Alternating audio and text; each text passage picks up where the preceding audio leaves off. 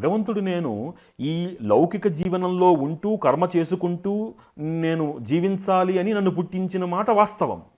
మరి జన్మ పరిమార్థము పరమార్థం అదేనా? అక్కడితో ఆగిపోవడమేనా? అంటే ఈ వలయాన్ని అంతే శ్రద్ధగా అంతే సాధనతోటి వలయఛేదనం చేసి భగవత్ సాక్షాత్కారానికి, భగవత్ కైంకర్యానికి, భగవంతుడిలో లీనమవ్వడానికి నేను సాధన చెయ్యాలి. ఒక చిన్న ఉదాహరణతోటి మనకు అర్థమయ్యే ఉదాహరణతోటి మనం మాట్లాడుకుందాం.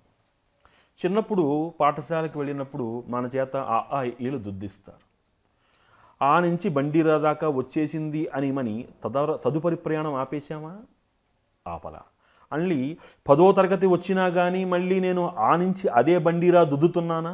లేదు. అంటే నా సాధన పరిణతితోటి నేనేం చేస్తున్నాను, ఒక్కొక్క అవస్థని దాటుకుంటూ వెళుతూ ఒక్కొక్క అవస్థలో నాకు ఇవ్వబడిన బాధ్యతలని ఆయా సమయానుగుణంగా నేను స్వీకరిస్తున్నాను.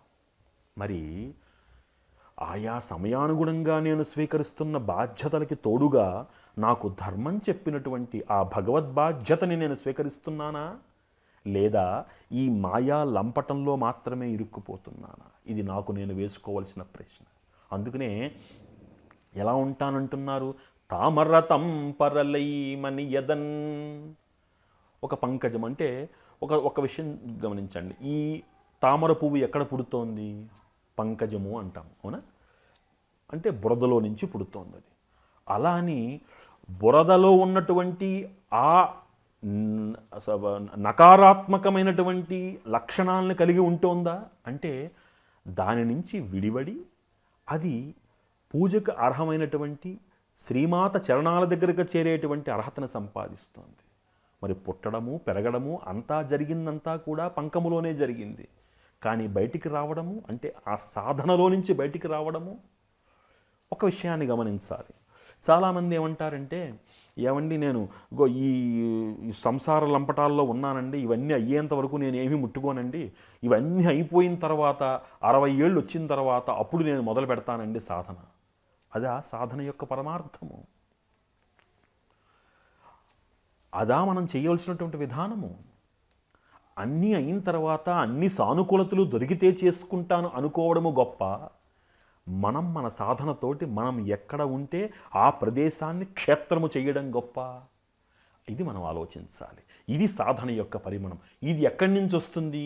విద్య నుంచి రాదు, ఇది జ్ఞానము నుంచి వస్తుంది. ఇందాక మనం అనుకున్నామే, కాళహస్తీశ్వర మాహాత్మ్యమునకి కాళహస్తీశ్వర శతకానికి ఉన్నటువంటి ఆ మెట్టు ఏమిటంటే ఈ శ్లోకమే మెట్టు. అంటే అన్ని పరిసరాల సానుకూలతని గ్రహించిన తర్వాత ముందుకు వెళతానని కాదు అక్కడ.